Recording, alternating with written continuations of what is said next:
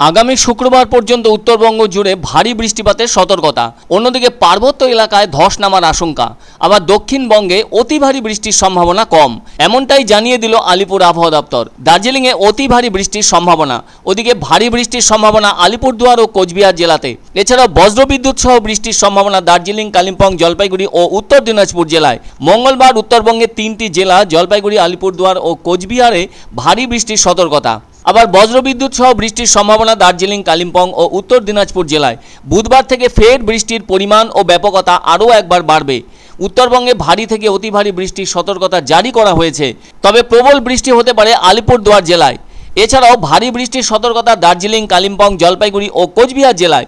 তাছাড়া ভারী বৃষ্টির সম্ভাবনা মালদা সহ উত্তর ও দক্ষিণ দিনাজপুর জেলায়। আবার বৃহস্পতিবার ভারী থেকে অতি ভারী বৃষ্টির সতর্কতা জলপাইগুড়ি, আলিপুরদুয়ার ও কোচবিহার জেলায়। এছাড়াও ভারী বৃষ্টির সতর্কতা দার্জিলিং, কালিম্পং ও উত্তর দিনাজপুর জেলায়। শুক্রবার ভারী থেকে অতি ভারী বৃষ্টির সতর্কতা উত্তরবঙ্গের 5টি জেলায়। ওই জেলাগুলির মধ্যে রয়েছে দার্জিলিং, কালিম্পং, কোচবিহার, আলিপুরদুয়ার ও জলপাইগুড়ি। সোমবার এক সাংবাদিক সম্মেলনে একথা জানালেন আলিপুর আবহাওয়া দপ্তরের আঞ্চলিক অধিকর্তা সোমনাথ দত্ত।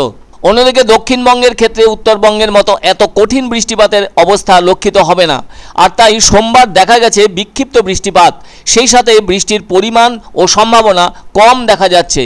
তবে বুধবার পর্যন্ত বিক্ষিপ্ত বৃষ্টিপাত থাকলেও বৃহস্পতিবার থেকে বৃষ্টির সম্ভাবনা বাড়বে দক্ষিণবঙ্গের জেলাগুলিতে।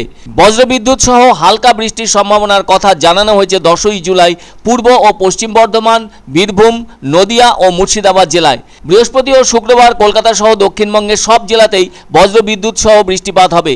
এদিকে আবহাওয়া দপ্তর ফের জানিয়ে দিল, মৌসুমী অক্ষরেখা বাংলা থেকে সরে গিয়ে তার রাজস্থান থেকে শুরু হয়ে জয়সালমীর, চিত্তরগড়, রায়সেন, মান্ডলা, রায়পুর হয়ে কলিঙ্গপত্তনমের দিকে যাচ্ছে।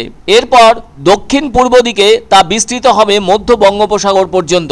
পশ্চিম মধ্য বঙ্গোপসাগরে ঘূর্ণাবর্ত আপাতত উত্তর বঙ্গোপসাগরে অবস্থান করছে।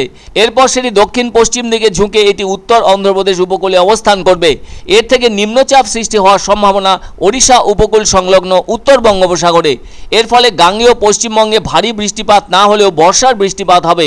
আলিপুর আবহাওয়া দপ্তরের পক্ষ থেকে সর্বশেষ পূর্বাভাসে জানানো হয়েছে, আগামী 11ই জুলাই পর্যন্ত স্বাভাবিক বৃষ্টিপাত হবে রাজ্যে। আবার 11 থেকে 18ই জুলাই পর্যন্ত ভারী বৃষ্টিপাতের পূর্বাভাস দিয়েছে আলিপুর আবহাওয়া দপ্তর। ঘূর্ণাবর্ত নিম্নচাপে পরিণত হলে ওড়িশা, বিহার, ঝাড়খণ্ড, দক্ষিণবঙ্গ সহ পূর্ব ভারতের রাজ্যগুলিতে বেশি বৃষ্টিপাত হবে। কলকাতাতে আপাতত ভারী বৃষ্টি কম। আগামী কয়েকদিন আপনার পশ্চিমবঙ্গের সব জেলাতেই প্রতিদিন বৃষ্টি আছে, স্পেশালি দক্ষিণবঙ্গেরও সব জেলায় প্রতিদিন বৃষ্টি আছে। কোনো দিনও ফেয়ারলি ওয়াইড স্প্রেড আছে, কোনো দিনও আপনার স্ক্যাটার্ডও আছে, কোনো দিন এরকম আছে যে কিছু পার্ট স্ক্যাটার্ড, কিছু পার্ট ফেয়ারলি ওয়াইড স্প্রেড ধরনের আছে। তো এই হচ্ছে ব্যাপার আর কি।